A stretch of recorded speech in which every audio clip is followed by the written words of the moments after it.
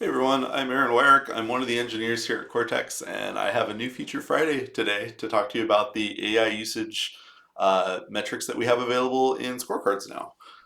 So I'm starting in the CQL Query Builder. This is a good place to kind of like test out new metrics that you want to test or use in your scorecard rules.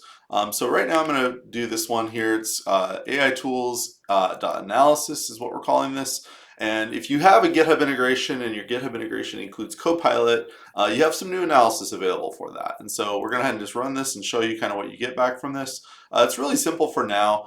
We have an active user count, which is the number of users on a given team.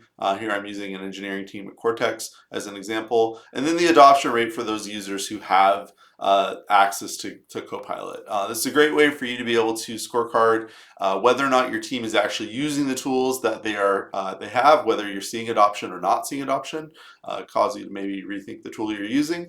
And I have an example here of a scorecard where we've implemented this using kind of a simple level-based model where you have, adoption of at least 50%, adoption of 75%, or adoption of 90%, kind of as a way of like giving you some ideas about how you might put this into a scorecard.